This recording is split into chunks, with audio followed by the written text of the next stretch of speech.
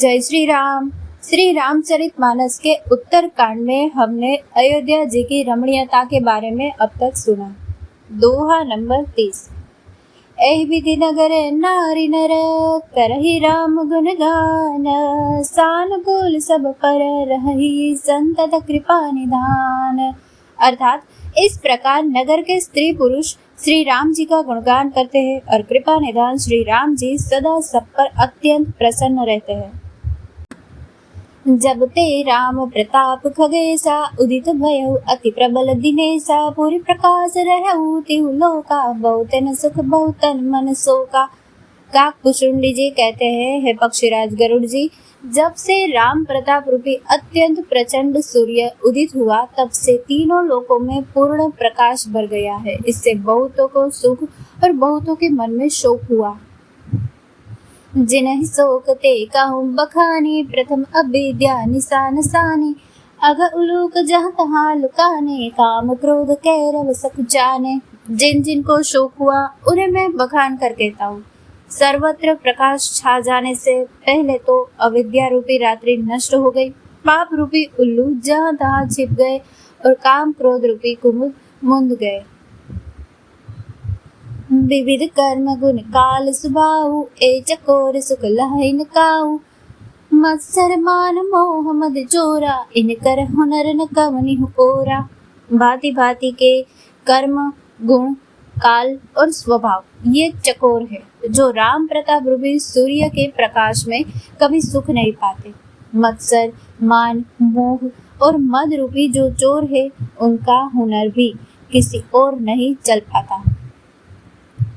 धर्म तड़ाग ज्ञान विज्ञाना, ए पंकज बिकसे विधि नाना, सुख संतोष विराग विवेका, विगत शोक एकोक अनेका। धर्म रूपी तालाब में ज्ञान विज्ञान ये अनेकों प्रकार के कमल खिल उठे। सुख संतोष वैराग्य और विवेक ये अनेकों चकवे शोक रहित हो गए। यह प्रताप रवि जाके उरे, जब करहि प्रकाश, पिछले बाढ़ प्रथम जे कहे ते पावहि नाश। यह श्री राम प्रताप रूपी सूर्य जिसके हृदय में जब प्रकाश करता है, तब जिनका वर्णन पीछे से किया गया है, वे धर्म ज्ञान विज्ञान सुख संतोष वैराग्य और विवेक सब बढ़ जाते हैं, और जिनका वर्णन पहले किया गया है, वे अविद्या पाप काम क्रोध कर्म काल गुण स्वभाव आदि नाश को प्राप्त होते हैं। ब्रातन सहित राम एक बारा, संग परम प्रिय पवन कुमारा, सुंदर रूप बन देखन गए, सब तर कुसुमित पल्लव नए।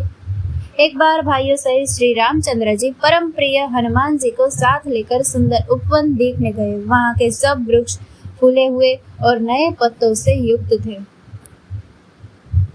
जानी समय सनकादिक आए, तेज पुंज गुणशील सुहाए, ब्रह्मानंद सदा लय लीना, देखत बालक बहुकालीना। सो अवसर जानकर सनकादि मुनि आए, जो तेज के पुंज सुंदर गुण और शील से युक्त तथा सदा ब्रह्मानंद में लवलीन रहते हैं। देखने में तो वे बालक लगते हैं, परंतु है बहुत समय के।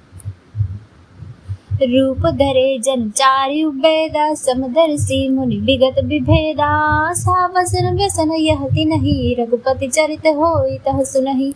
मानो चारों वेद ही बालक रूप धारण किए हुए हो। वे मुनि समदर्शी और भेद रहित है।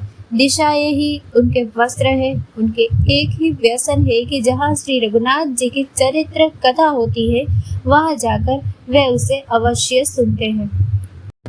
तहाँ रहे सनकादि भवानी, जह घट संभव मुनि बर ज्ञानी, राम कथा मुनि बर बहु बरनी, ज्ञान जोनि पावक जिमि अरनी।